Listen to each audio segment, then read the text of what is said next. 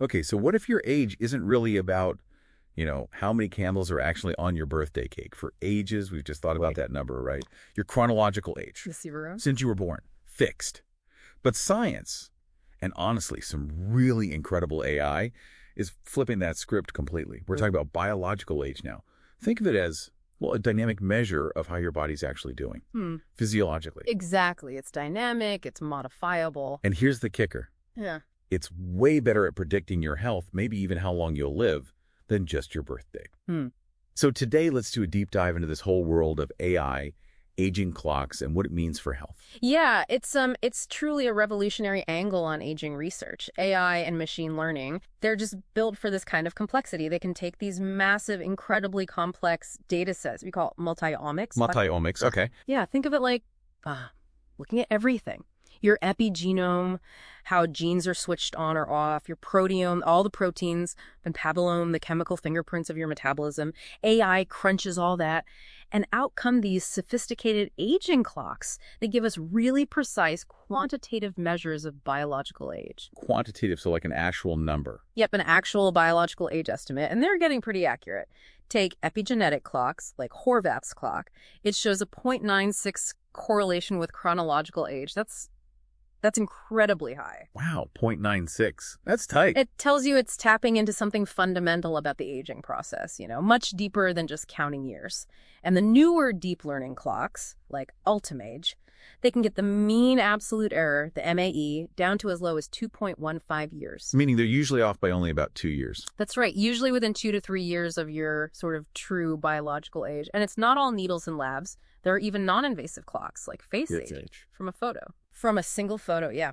It can predict biological age with an MAE between, say, 2.8 and 6 years. Still pretty impressive. Okay, so we have these clocks, they're accurate, but what does this actually let you, the listener, do? What's the point beyond just knowing the number? Right, that's the crucial question. This is where it gets really practical. We're shifting healthcare, moving away from just reacting to symptoms. Treating things after they break. Exactly, moving towards proactive prevention. Imagine taking data from your smartwatch, your wearables, feeding that into an AI.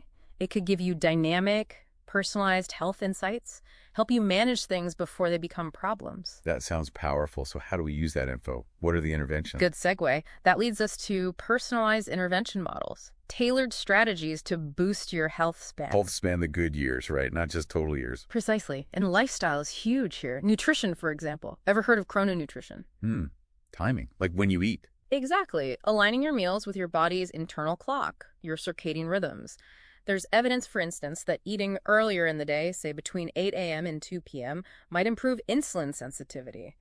Then there's fasting, intermittent fasting, like the 16.8 or 5.2 methods. Yeah, lots of buzz around that. Oh, it seems to promote metabolic switching, getting your body to burn fat instead of just sugar. And it triggers autophagy. Autophagy, that's the cell cleanup process. You've got it, like cellular recycling. Clears out damaged components. Benefits like weight loss, better metabolic health. Though, of course, it's not for everyone. Need to be cautious. Makes sense.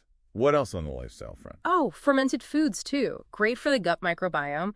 That balance influences your immune system, maybe even your mental health through neurotransmitters. Okay, so diet's key. What about moving and sleeping? Absolutely critical. Functional fitness exercises that mimic daily life movements, improves balance, strength, things that really matter as you age. And grip strength, surprisingly simple, is a great biomarker. Strong grip often correlates with better health outcomes. Grip strength. Interesting. And VO2 max your cardiorespiratory fitness, another powerful longevity predictor. And sleep. Well, sleep's non-negotiable. Deep NREM sleep for physical repair, REM sleep for your brain memory, emotions. Right. Skimp on sleep and you feel it. Definitely. It hits your immune system, your metabolism, your thinking. Simple things help. Consistent schedule, cool, dark, quiet room. Basic, but effective. Okay. Lifestyle's covered. What about those more cutting-edge things, pills or supplements? We hear about rapamycin, spermidine. Right, the pharmacological side. So rapamycin inhibits a pathway called mTOR. This basically slows cell growth signals and ramps up that autophagy, the cleanup crew. It's shown really significant lifespan extension in animals, But, and this is a big but, Side effects. serious ones in humans, immunosuppression, metabolic problems. So it's still very much in the research phase for longevity. Spermidine is different. It's a natural compound, also boosts autophagy. Some human studies link higher dietary spermidine to lower blood pressure, better memory in older adults.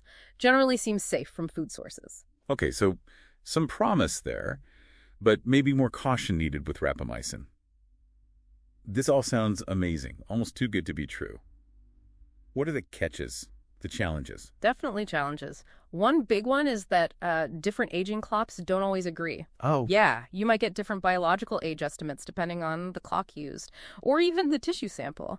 It tells us we still have a lot to learn about the nuances. We really need more large-scale, long-term human studies to validate everything properly. Science is iterative. True. And I imagine there are ethical points too, data privacy, access. Absolutely. Data privacy is huge, ensuring equitable access so it's not just for the wealthy, and avoiding bias in the AI algorithms. All really important considerations as this field grows. Got it. So quite a deep dive today. It feels like we're really moving from just adding years to life. To adding life to those years, Yeah. enhancing health span. Exactly. Adding life to years. It leaves you wondering, doesn't it? What could you unlock about your own health, your own vitality, if you could really understand and, actively manage your biological age? Something to think about.